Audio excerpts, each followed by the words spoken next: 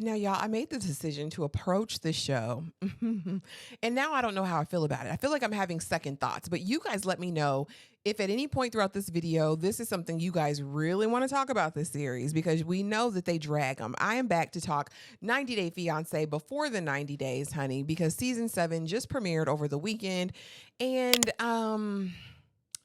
there's a lot to talk about. So if you have not been here for any of my reality reviews, especially as it relates to couples, I tend to like to go couple by couple because, honey, that's the easiest way to get to know these people. Now, on this season, it looks like we're going to have maybe 9 couples. 1, 2, 3, 4, 5, 6, 7, 8. I'm sorry, 8 couples in total, but you know they're not going to introduce them all to us in one. So I believe we will go through the first 4 couples. Oh, that sounds about right. Let's start with Tigerlily and Adnan. First scene, we see Tigerlily. She's dropping $26,000 on a fugly watch. When I tell you this watch was ugly, I need to try to find a screenshot and put it in here because, girl, why? Why? If you're going to spend that much money on a watch, can we just please make it special? Again, I think this edit was just to show that money is not an object for her. Okay, we find out that she was married young to an older man, and he kept her in a life that she's now accustomed to being in, but he was very controlling. Okay, so now that she is free, honey, with her divorce settlement, she can do whatever she wants to do. Okay. And so with that being said, she decided the best thing that she could do with her coin, her money, and her time was to get with this man from another country, Adnan. Okay. Adnan is a devout Muslim who might be a virgin. You know what I mean? Her friends are like, Tigerlily, what are you doing? Out of the frying pan into the fire. How are you protecting yourself? Are you going to protect your money? She said, I'm not worried about any of that. I'm not worried about the smecks with this man. I'm not worried about this money. I'm just so in love. And I'm like, girl, where?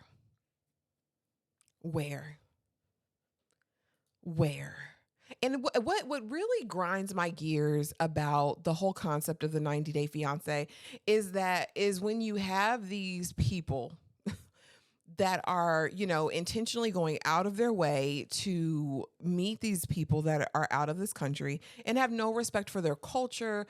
They don't research their belief system, like how it's going to jive with who they are as people. Is this going to be a good match? I don't know what it is. It almost reminds me of the people that seek out like prisoners to be with, right? It's like you kind of want to have this advantage over someone else. You want to operate from a place of power. And y'all, I just don't know how I feel about that. As far as personality, she doesn't give a ton yet. But again, the season is still very early and that could all change, honey. That could all change. Next, we have Renee and Chidi. Renee is cuckoo for Cocoa Puffs. I said it. Okay. She has got an entire farm, that's not what makes her cuckoo for Cocoa Puffs. Okay. The part that makes her cuckoo for Cocoa Puffs is the fact that she knows that Chidi is a very firm in his faith Christian man from Africa, right? And she thinks she is going to put him on and get him woke about these aliens, girl. Now, I'm not saying aliens don't exist. I don't know. That's not in my purview. This is a huge, big universe with galaxies and all of that. But let's not do that, girl. You don't have to be an apologist for aliens. Like I just don't get it. She has children, but she says that she has never been loved properly. She has never had that quiet, cute, cuddly type of love playing games. And she feels like Chidi is the man to give that to her. Okay. But Chidi has a secret.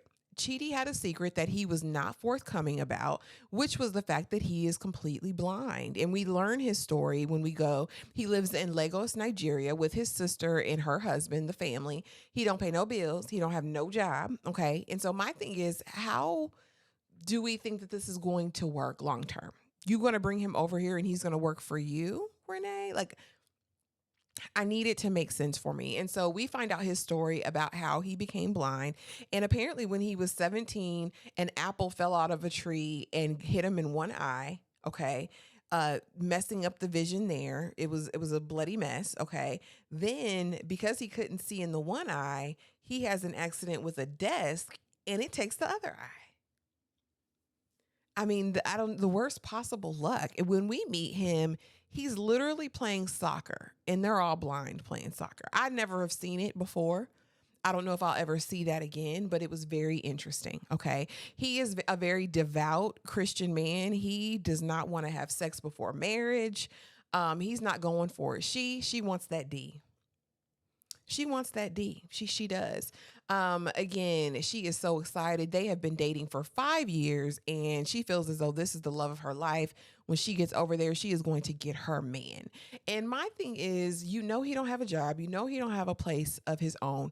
What are you expecting when you get there? Her mom and her mama's friend try to sit her down and have an intervention. Like, have you thought about you guys' faith? Have you thought about practicality? Like, he is blind. How is this going to affect your life? When I see the previews and she's arguing with the people on the street about their chickens and not taking the chickens out, that's when I knew she was cuckoo for Cocoa Puffs.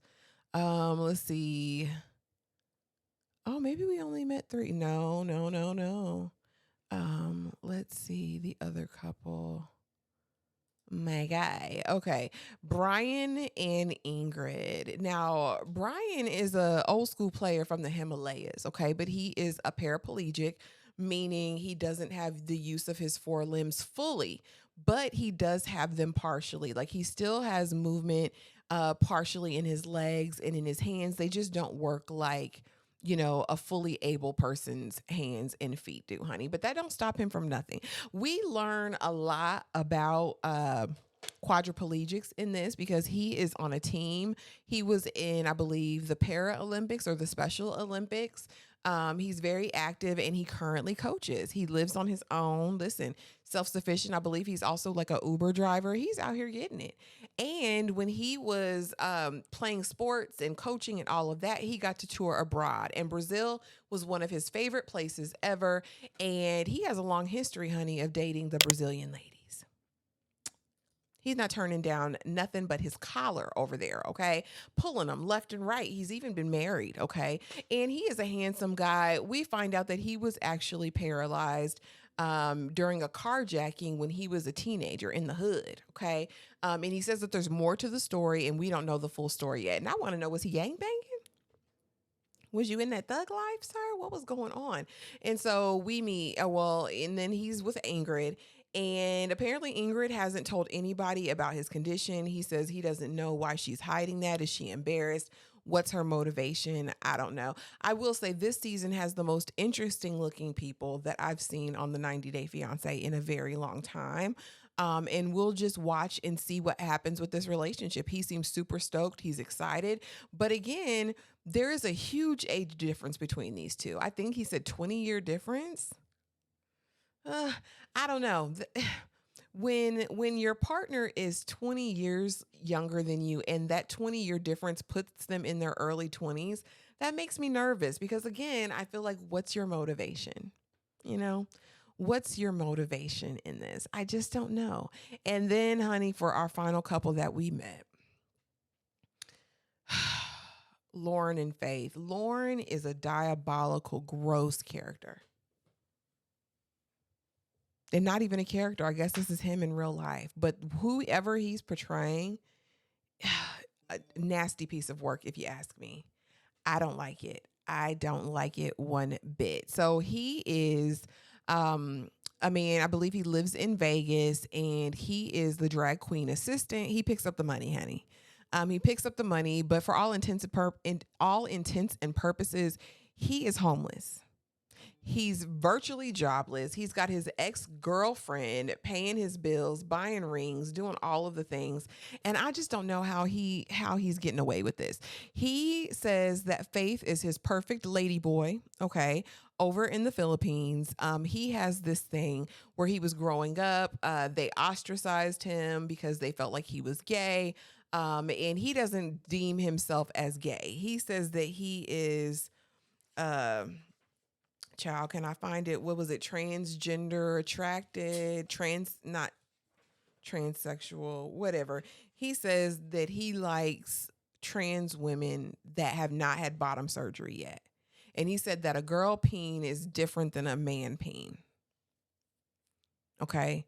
It's what floats his boat. It's what he wants. And so, there's a really good documentary on lady boys in Thailand. A really good documentary, just kind of talking about the culture of it over there. But he said that this is his fantasy. This is who he wants. Faith is who he wants. Now, what Faith doesn't know is that with his homeless, no money having tail, he's going to go over to the Philippines, honey, and he's going to live off her. He says she got a job and maybe I can find work over there. She might be thinking she's going to come to America, but that's not how any of this is going to work. Well, yeah, because you don't have no place to bring her to, Loren. What makes it all worse and adds insult to injury, not just the fact that he's a bum, not just the fact that he's, not even trying, not just the fact that he's a liar and there is no truth in him. The thing that makes it the worst, in my opinion, is that he's not even monogamous and hasn't told her.